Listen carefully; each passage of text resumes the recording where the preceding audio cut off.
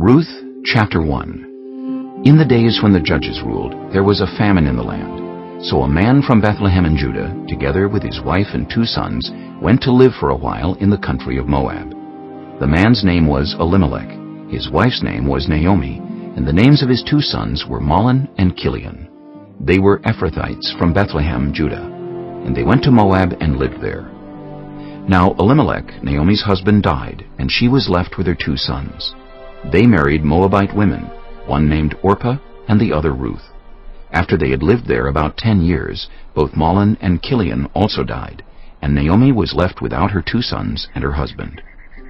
When Naomi heard in Moab that the Lord had come to the aid of his people by providing food for them, she and her daughters-in-law prepared to return home from there. With her 2 daughters-in-law, she left the place where she had been living and set out on the road that would take them back to the land of Judah. Then Naomi said to her 2 daughters-in-law, "Go back, each of you, to your mother's home.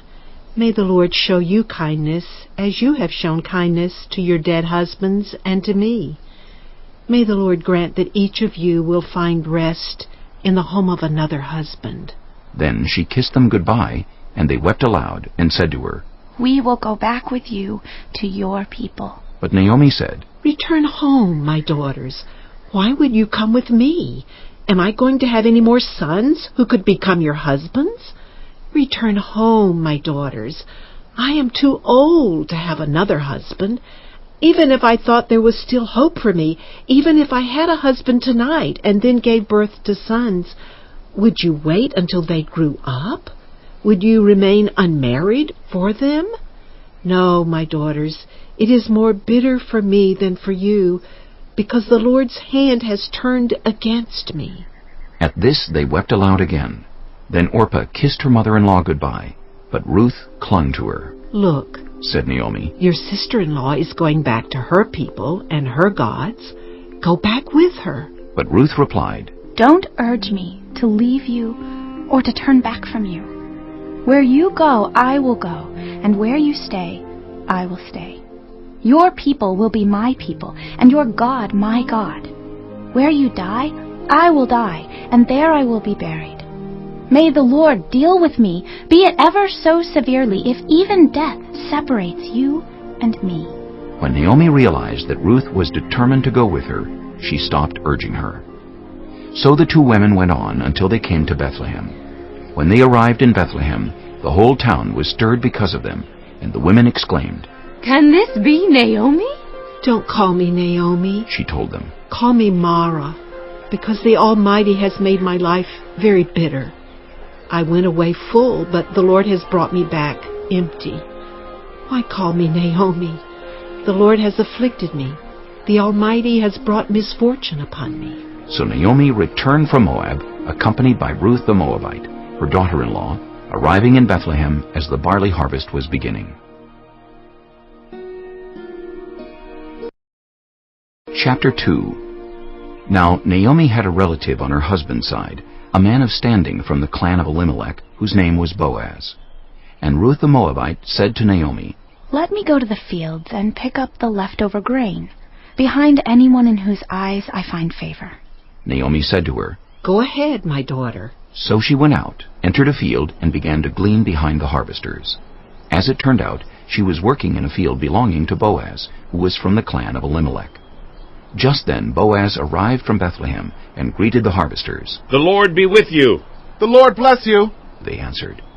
Boaz asked the overseer of his harvesters, "Who does that young woman belong to?" The overseer replied, "She is the Moabite who came back from Moab with Naomi. She said, 'Please let me glean and gather among the sheaves behind the harvesters.' She came into the field and has remained here from morning till now, except for a short rest in the shelter." So Boaz said to Ruth, "My daughter, listen to me. Don't go and glean in another field, and don't go away from here. Stay here with the women who work for me. Watch the field where the men are harvesting, and follow along after the women. I have told the men not to lay a hand on you. And whenever you are thirsty, go and get a drink from the water jars the men have filled." At this, she bowed down with her face to the ground. She asked him, "Why have I found such favor in your eyes that you notice me, a foreigner?" Boaz replied, I've been told all about what you have done for your mother-in-law since the death of your husband, how you left your father and mother and your homeland and came to live with a people you did not know before. May the Lord repay you for what you have done. May you be richly rewarded by the Lord, the God of Israel, under whose wings you have come to take refuge. May I continue to find favor in your eyes, my lord, she said. You have put me at ease by speaking kindly to your servant, though I do not have the standing of one of your servants. At mealtime, Boaz said to her, Come over here. Have some bread and dip it in the wine vinegar. When she sat down with the harvesters, he offered her some roasted grain. She ate all she wanted and had some left over. As she got up to glean, Boaz gave orders to his men. Let her gather among the sheaves, and don't reprimand her. Even pull out some stalks for her from the bundles, and leave them for her to pick up. And don't rebuke her. So Ruth gleaned in the field until evening. Then she threshed the barley she had gathered, and it amounted to about an ephah. She carried it back to town, and her mother-in-law saw how much she had gathered. Ruth also brought out and gave her what she had left over after she had eaten enough. Her mother-in-law asked her, Where did you glean today? Where did you work? Blessed be the man who took notice of you. Then Ruth told her mother-in-law about the one at whose place she had been working. The name of the man I worked with today is Boaz, she said. The Lord bless him. Naomi said to her daughter-in-law. He has not stopped showing his kindness to the living and the dead. She added, That man is our close relative. He is one of our guardian redeemers. Then Ruth the Moabite said, He even said to me, Stay with my workers until they finish harvesting all my grain. Naomi said to Ruth her daughter-in-law, It will be good for you, my daughter, to go with the women who worked for him, because in someone else's field you might be harmed. So Ruth stayed close to the women of Boaz to glean until the barley and wheat harvests were finished, and she lived with her mother-in-law. Chapter 3. One day Ruth's mother-in-law Naomi said to her, My daughter, I must find a home for you where you will be well provided for. Now Boaz, with whose women you have worked, is a relative of ours. Tonight he will be winnowing barley on the threshing floor. Wash, put on perfume, and get dressed in your best clothes. Then go down to the threshing floor, but don't let him know you are there until he has finished eating and drinking. When he lies down, note the place where he is lying. Then go and uncover his feet and lie down. He will tell you what to do. I will do whatever you say, Ruth answered. So she went down to the threshing floor and did everything her mother-in-law told her to do. When Boaz had finished eating and drinking and was in good spirits, he went over to lie down at the far end of the grain pile. Ruth approached quietly, uncovered his feet, and lay down. In the middle of the night, something startled the man. He turned, and there was a woman lying at his feet. Who are you? He asked. I am your servant, Ruth. She said. Spread the corner of your garment over me, since you are a guardian redeemer of our family. The Lord bless you, my daughter, he replied. This kindness is greater than that which you showed earlier. You have not run after the younger men, whether rich or poor. And now, my daughter, don't be afraid. I will do for you all you ask. All the people of my town know that you are a woman of noble character. Although it is true that I am a guardian redeemer of our family, there is another who is more closely related than I. Stay here for the night, and in the morning, if he wants to do his duty as your guardian redeemer, good, let him redeem you. But if he is not willing, as surely as the Lord lives, I will do it. Lie here until morning. So she lay at his feet until morning, but got up before anyone could be recognized. And he said, No one must know that a woman came to the threshing floor. He also said, Bring me the shawl you are wearing and hold it out. When she did so, he poured into it 6 measures of barley and placed the bundle on her. Then he went back to town. When Ruth came to her mother-in-law, Naomi asked, How did it go, my daughter? Then she told her everything Boaz had done for her, and added, He gave me these 6 measures of barley, saying, Don't go back to your mother-in-law empty-handed. Then Naomi said, Wait, my daughter, until you find out what happens, for the men will not rest until the matter is settled today. Chapter 4.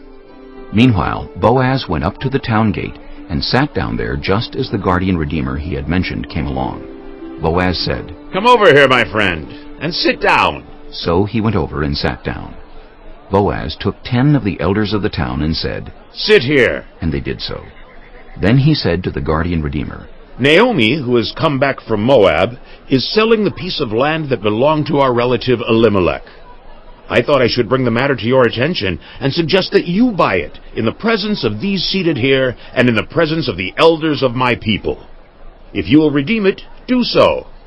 But if you will not, tell me so I will know. For no one has the right to do it except you, and I am next in line." "I will redeem it," he said. Then Boaz said, "On the day you buy the land from Naomi, you also acquire Ruth, the Moabite, the dead man's widow, in order to maintain the name of the dead with his property." At this the guardian redeemer said, "Then I cannot redeem it because I might endanger my own estate. You redeem it yourself. I cannot do it." Now in earlier times in Israel, for the redemption and transfer of property to become final, one party took off his sandal and gave it to the other.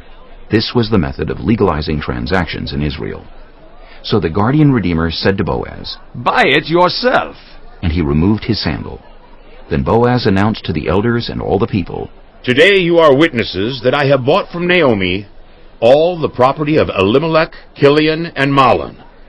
I have also acquired Ruth the Moabite, Mahlon's widow, as my wife, in order to maintain the name of the dead with his property, so that his name will not disappear from among his family or from his hometown. Today you are witnesses." Then the elders and all the people at the gate said, "We are witnesses. May the Lord make the woman who is coming into your home like Rachel and Leah, who together built up the family of Israel. May you have standing in Ephratah and be famous in Bethlehem. Through the offspring the Lord gives you by this young woman, may your family be like that of Perez, whom Tamar bore to Judah." So Boaz took Ruth, and she became his wife. When he made love to her, the Lord enabled her to conceive, and she gave